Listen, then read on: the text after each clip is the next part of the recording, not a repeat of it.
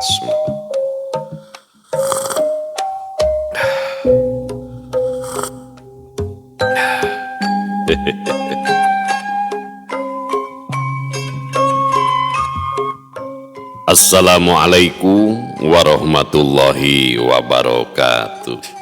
Sampurasun wargi dulur baraya sadayana, tepang dangudi sareng simkuring Mang Ian Kidemang Gunung Halu dina acara anu maneh nyaeta dongeng Sunda.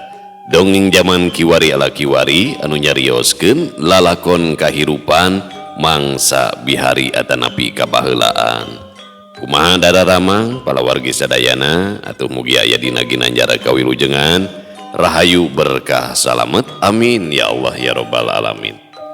Dina waktos ieu simungkuring sejak neraskeun hanca anu katunda dina pedaran dongeng anu judulna Nu Geulis di Pasir Ipis bagian ka-85 karya Kang Rompis nya.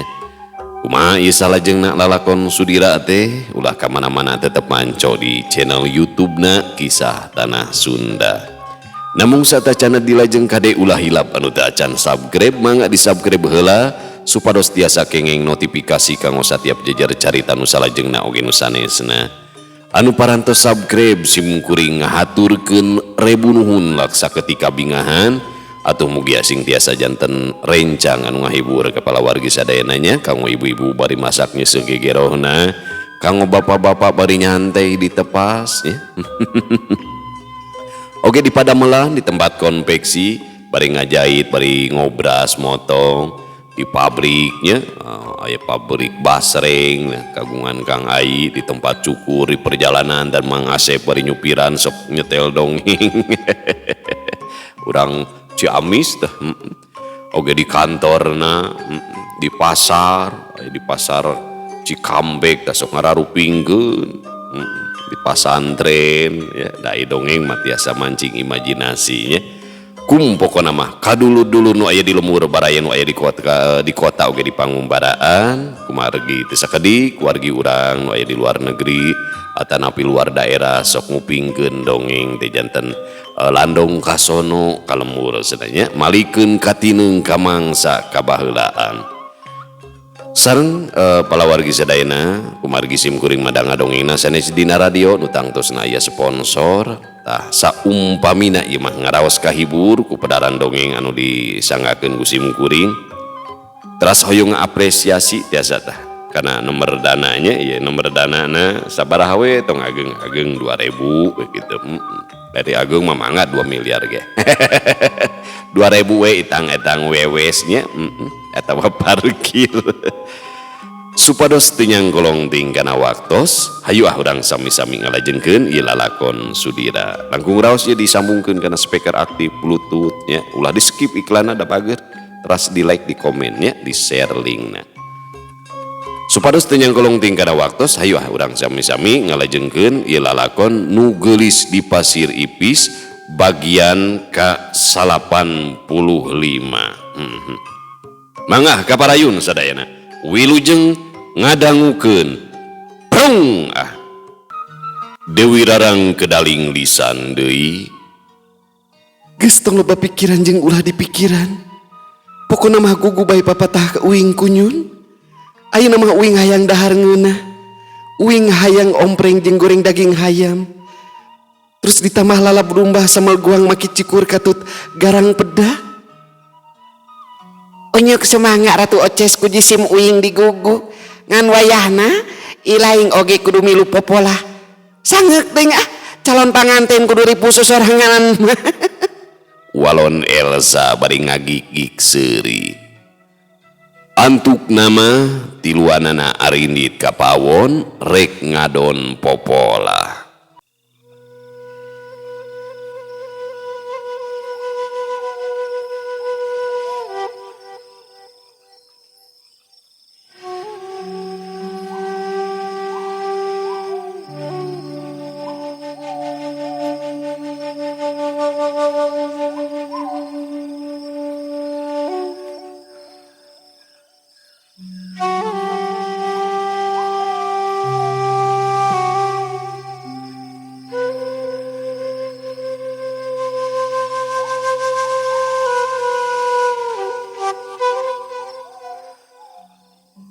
ngocapkeun kayaan Eyang Lamping anu harita jengkar ti lamping Gunung Gumuruh. Kebat lampahna Eyang Lamping inyana ngablesat muru ka hiji wewengkon anu aya di sakuliah Gunung Baranang. Samangsa Eyang Lamping nyorang alas geledegan nu aya di eta wewengkon, dumadakan kayaan didinya jadi robah sapada harita. Alas geledegan anu carane ompikasieun teh jadi patamanan anu kacida endahna pinuh ku kekembangan anu mikasieup ka eta patempatan. Tepati jauh tidinya atra jung ngiringna karaton anu kacida agrengna eta pisan karatona Karajaan Siluman Maringga anu dirajaan ku Prabu Kuncala. Eyang Lamping terus bae asup ke jero karaton kawas nu geus laresup we ka eta karaton teh. Di jero karaton geus kasampak Prabu Kuncala jeung garwana Den Hegar Ningrum. Kitu deui patih nagara Maringga nyaeta Nyimas Langir sarua ayana didinya. Eyang Lamping gasik dipapagkeun ku Prabu Kuncala teu sirikna dituyun dibawa ka rohangan utama karaton. Satu tas dariuk pok bae Prabu Kuncala teh ngawakca sorana agem handaruan.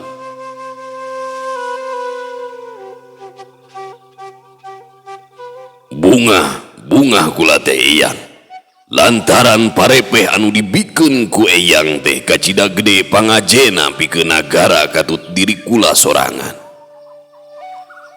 Nuhun Kanjeng Prabu, jalma anu dibikeun ku Eyang teh ngaranna si Badra. Inyana miboga pangarti anu kawilang cukup. Jadi lamun dijieun parepeh teh geus tangtu miboga ajen anu linuwih. Sukmana jadi hiji tareka pikeun nambahan pangawuruh keur bangsa siluman. Kitu numutkeun Eyang mah Kanjeng Prabu. Walon Eyang Lamping ngajentrekeun perkara parepehna anu tayalian eta teh Ki Badra. Bener pisan eta omongan teh Eyang. Disaprak dibere parepeh ku Eyang, kasakten kula teh kara asa leuwih undak, asa leuwih sakti tibatan samemehna. Nuhun pisan Eyang. Kula kacida tumarimana kana yasana si Eyang. Kitu ceuk Prabu Kuncala nembrakeun kabunga hatena ka Eyang Lamping. Samemeh Eyang Lamping cumarita deui kaburu aya nu asup ka eta rohangan. Ari anu kadinya dayalian lintang ti patihna Prabu Kuncala nyaeta Nyimas Langir. Memeh diu patih Nyimas Langir ngarangkul heula ka Eyang Lamping, pok bae Prabu Kuncala ngawakca deui. Lamun pancen si Eyang Lamping geus rengse tina pancen gawena, kula rek ngayakeun hajat rongkah. Nalika Ki Patih jeung si Eyang Lamping kawin, kula bakal nanggap hiburan 7 poe 7 peuting. Anu utamana mah kula hayang nanggap bangreng ti Gunung Cikuray. Ari tangtungan Nyimas Langir teh kacida geulisna. Awakna gumuleng matak moho anu nenjo, tapi sorot panona teh kacida galakna. Cirining sikepna telenges taya ras-rasan. Ari perkara eta mah gampang Kanjeng Prabu. Waktuna bisa dipasinikeun iraha bae. Ngan aya hiji perkara anu rek ditepikeun ka Kanjeng Prabu. Nyaeta Eyang teh geus bisa nyangkalak manusa anu miboga ilmu luhur. Ieu manusa teh sasatna mah anu geus bisa ngabendeng kana pangawasa Eyang. Paring harana eta manusa nyaeta Sudira. Najan nonoman kene Tapi inyana geus miboga ilmu kasilumanan anu kawilang pecu. Ke lamun geus beres urusan jeung eyang, kopay eta jalma anu ngaranna Sudira teh jieun parepeh ku Kanjeng Prabu. Ceuk eyang Lamping ngajentrekeun perkara babandangna ka Prabu Kuncala. Nuhun pisan eyang. Bunga pisan kula ngadengena. Bunga amarwata suta, bunga nu taya hinggana. Lamun teh mah eta manusa nu ngaranna Sudira jadi parepeh kula. Geus tangtu kasakten diri kula teh bakal leuwih aheng. Moal aya nu bisa mapakan deui. Kitu ceuk Prabu Kuncala bari ngagak-gak seuri awahing ku bunga ngadenge caritaan eyang Lamping. Tetela pisan eyang Lamping teh geus jadi baladna Prabu Kuncala, raja siluman anu miboga kasakten linuhung. Lintang ti eta leungitna Ki Badra lain alatan aya nu ngiwat ku pihak musuhna, tapi ngahaja diwadalkeun ku eyang Lamping ka Prabu Kuncala. Kitu deui si Otang anu kiwari jadi babandangna ku eyang Lamping rek dijieun parepeh keur Prabu Kuncala. Parepeh atawa wadal pikeun Prabu Kuncala teh kacida bedana. Parepeh anu dibikeunna ka Prabu Kuncala kudu jalma anu miboga pangarti atawa pangabisa anu kawilang luhur. Hal ieu teh keur nambahan pangawuruh atawa kasaktena Prabu Kuncala. Prabu Kuncala ngawakca deui, iraha eyang rek masrahkeun jalma anu ngaranna Sudira teh ka kula.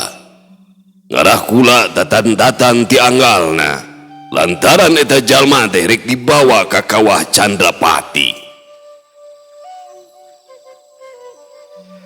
Daguan bae 7 poe deui ti ayeuna Kanjeng Prabu. Teu kudu dicokot ka ditu ku eyang rek dianterkeun ka dieu dina kayaan hirup. Lamun geus rengse mawa si Sudira ka dieu, eyang rek nyangkalak deui si Komalatungka jeung si Hartatirarang. Walon eyang Lamping mere kacindekan ka Prabu Kuncala. Nuhun pisan eyang. Ulah salawasna bakal nganti waktuna. Pek bae kadinya bisi arek ngawarangkong mah. Kula arek nepungan heula ka Senopati Sugriya. Pokna Prabu Kuncala bari jengkar tidinya.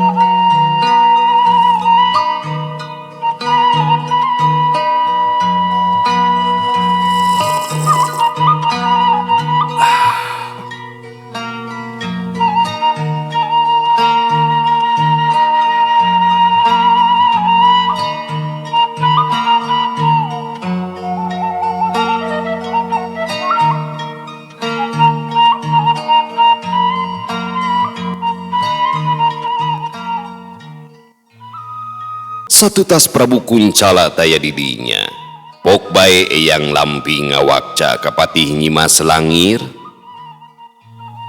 Nyai, dina waktuna engkang indit ka lembur pasir angin nyangkalak deui si Komalatungka katut nuliana. Wayahna bae si Nyai kudu milu ka engkang. Lainna naon ngarah engkang aya batur samangsa Bitotama.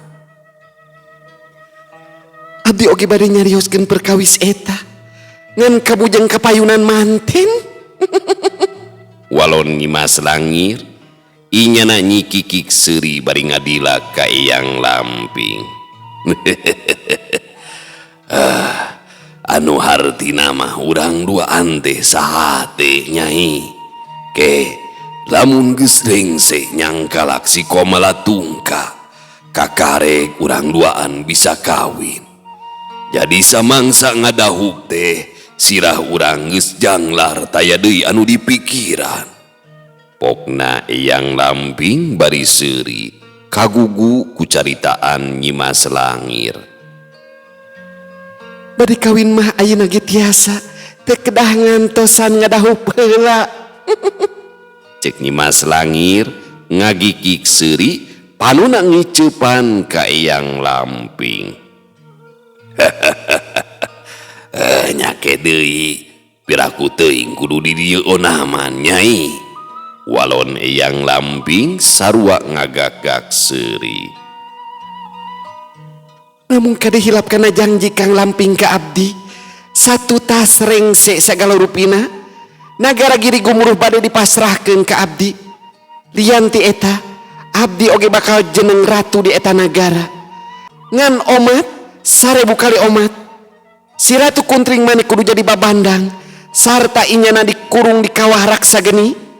Awas Kang Lamping tong kumawani ngoromeo sumawona boga itikad rek ngawin ka si Ratu Kuntring Manik. Kade lamun kumawani nyolowedor manuk Kang Lamping rek diteuk-teuk nepikeun kabuntung pokona mah. Kitu pok-pokanana Nyimas Langir panuna nutup seukeut ka Eyang Lamping. Boro-boro mikiran nu kitu Nyai. Nu penting mah diri Nyai jeneng ratu di nagara giri gumuruh. Engkang mah rek jadi pangagung luhung di alam manusia. Jadi jalma sugih mukti hamu aya nu mapakan. Walon Eyang Lamping mere wewengan ka Nyimas Langir. Pingah abdi ngadanguna Kang. Abdi percanten pisan kana cariusan Kang Lamping. Hayu urang mulih heula ka bumi. Abdi hoyong sosonoan ieu teh. Cek Nyimas Langir atra beungeutna bareube. Hayu atuh. Tapi urang bebeja heula ka Kanjeng Prabu Kuncala. Walon Eyang Lamping bari cengkat tina diukna. Eyang Lamping dibarengan ku Nyimas Langir ninggalkeun eta patempatan.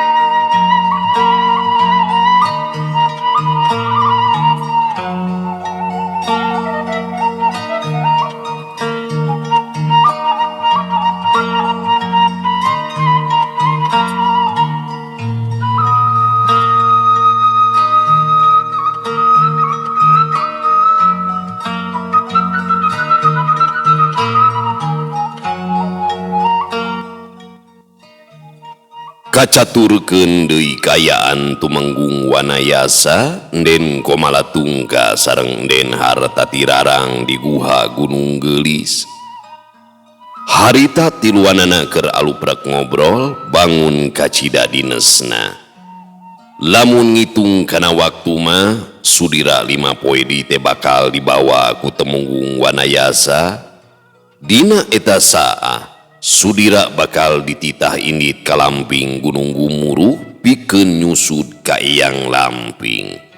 Sudira anu geus ditibanan pangawasa sisit weling ku Nyimas Erang geus tangtu bakal mampu maluruh ka Eyang Lamping anu ngandung harti Eyang Lamping geus moal bisa nyamuni deui make pangawasana nyaeta ilmu kahimengan. Den harta tirarang pok bae kedaling lisan. Waktu pikeun maluruh kayaan si Eyang Lamping, mungkin nyerelek ukur popoyan deui. Kariwang kasudira teh beki rohaka, loba kasieun jeung kamelang kula teh. Cik, ajek komaha kumaha ngeunaan bejana sudira teh. Asa ngampleng taya bewara deui geuningan.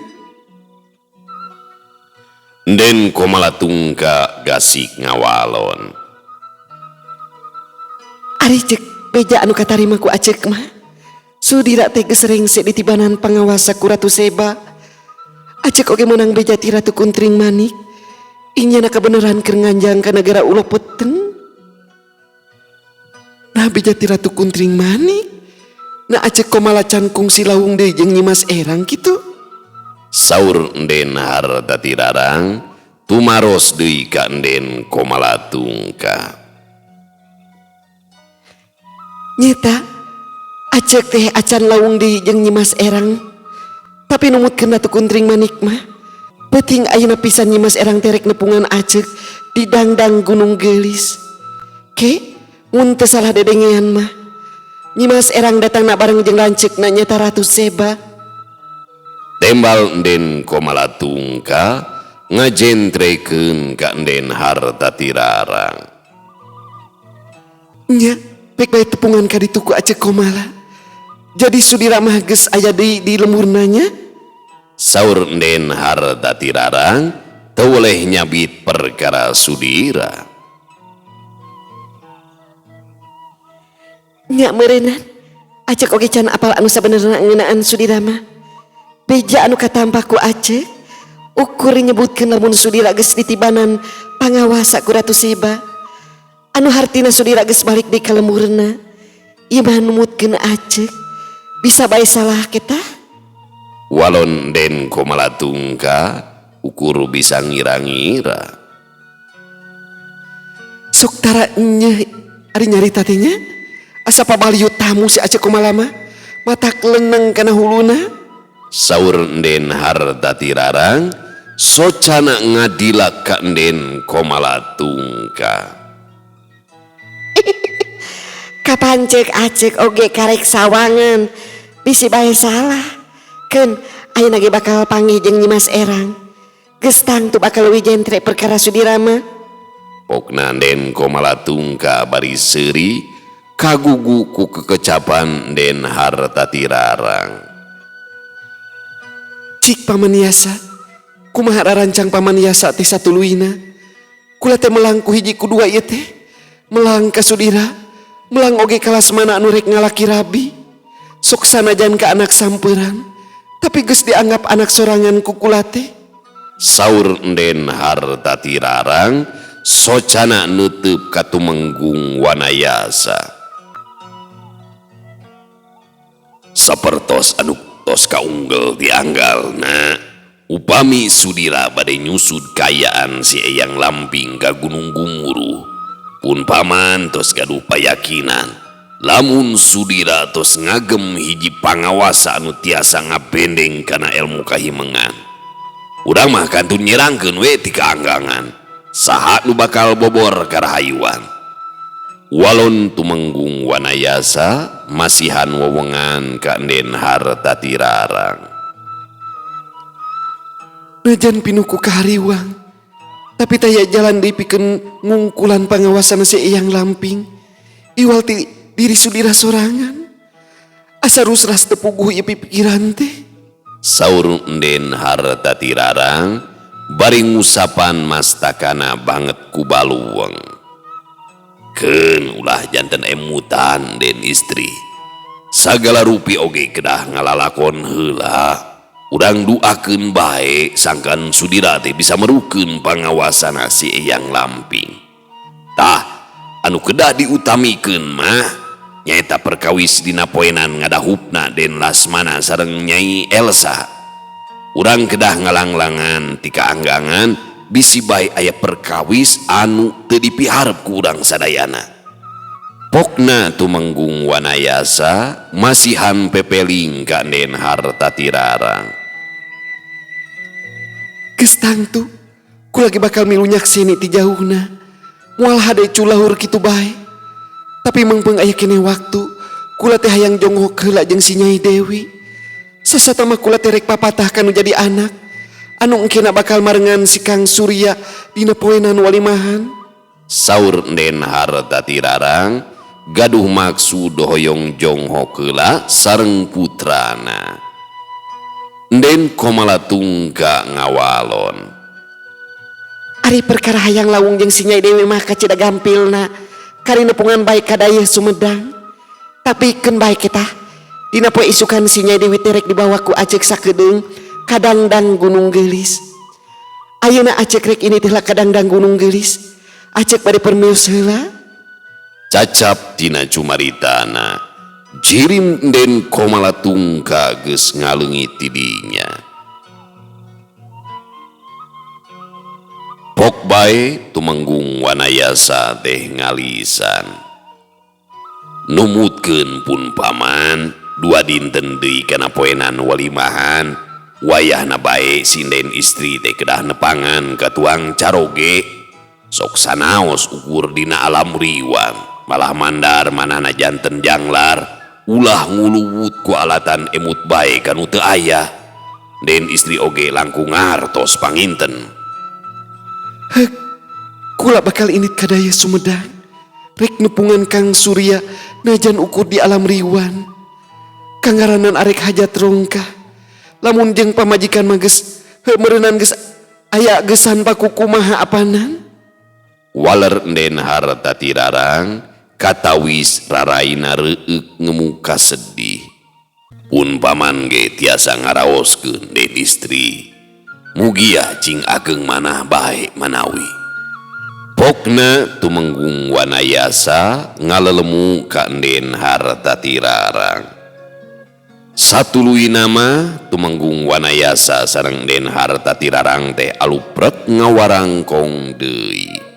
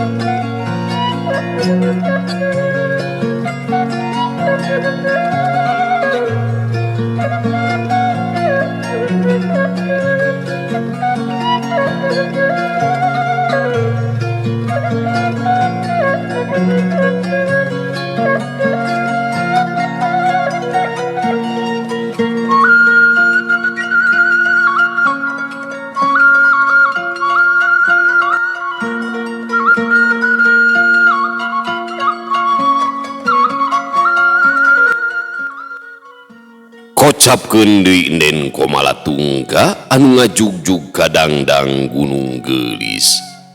Basa anjog ka eta patempatan didinya geus aya Ratu Kuntring Manik. Duanana silih bagiakeun bari silih rangkul. Ke, ari Nyimas Erang sareng Ratu Seba cios ka dieuna kitu? Pokna Den Komalatungka gasik tumanya ka Ratu Kuntring Manik. Rupina mah cios Acek, mung rada latung kulu rupina mah. Ngadangu mah ngalandongan heula Sudira, margi Sudira ngaleueut anggur parepehna seueur teuing. Janten Kang Sudira mah teh acan jejeg kene mutanana. Walon Ratu Kuntring Manik netelakeun ka Den Komalatungka. ngadenge caritaan Ratu Kuntring Manik sajongjonan mah den komala tungka teh ukur ngahuleng sabab cikeneh kadenge kumanehna lamun sudira keur diubaran ku Ratu Seba jeung ku Nyimas Erang anak kitu mah sudira teh can kungsi bali ka lemburna. Pok bae den komala tungka ngawakca tumanya ka Ratu Kuntring Manik. Punten itu Rai Manik, ajek teh bade tumaros ka Rai Manik, dupi anggur parepete naon? Raraosan maksana menguping kana eta kekecapan teh? Samemeh Ratu Kuntring Manik ngawalon, kaburu manten aya nu datang kadinya, ari anu datang kadinya teh daya lintang ti Ratu Seba dibarengan ku adina nyaeta Nyimas Erang. Den komala tungka gasik nyamperkeun ka Ratu Seba katut ka Nyimas Erang tapi inyana langsung ngarengkog lantaran ningali sudira keur pada nangkep kuduaan. Kabayang sudira pada nangkep kuduaan bari leumpang.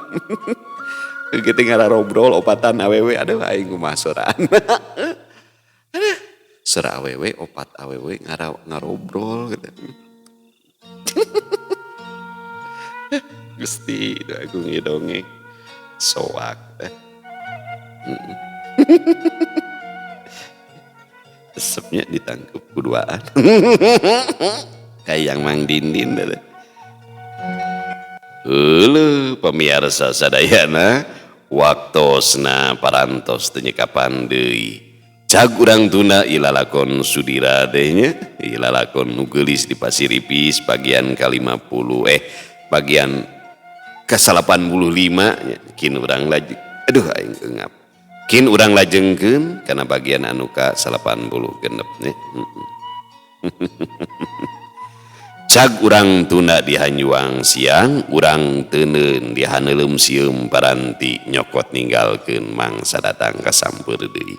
Sakali dihatur nuhun kanu tos nyalalawer nya kana apresiasi anu ngintun kana dana anu ngagipna pokona mah didoakeun sing bagja sing salamet sing panjang umur sing jemah rizkina sing runtut raut sauyunan anu rumah tanggana nya anu tacan kenging jodoh sing saengalna kenging jodoh anu soleh anu solehah nya. Di padamelanana sing dilancarkeun usahana sing diuntungkeun amin ya Allah ya rabbal alamin pokona mah sing bungah sing sabarnya da urang teh boga rezeki loba teh eta kudu sabar untuk sabar meureunan urang teh nya ngalajur nafsu ngumbar amarah tepang berat-beratna sabar teh pan kitu nalika urang dibere kaleuwihan dunia sabar teu ngabalanjakeun kana perkara-perkara anu dosa sabab teu saeutik loba jelema anu ngabalanjakeun duit 1 miliar tapi darajatna kalahkah beuki ngadeugetan ka neraka teh kitu. Cantang tuh boga duit loba teh matak salamet nya bala wargi sadayana matak nu penting mah cing salamet sing bagja sing bunga sing berkah. Berkah teh langgengna kahadean buki dieu buki loba kahadean teh nya. Sakitu anu kapihatur hapunten anu kasuhun bobot sapanon carang sapakan cag urang tunda di Hanyuang siang urang teuneun di Haneulem sieum paranti nyokot ninggalkeun mangsa datang ka samper deui. Wallahu muwaffiq ila aqwamit thoriq. Wassalamualaikum warahmatullahi wabarakatuh.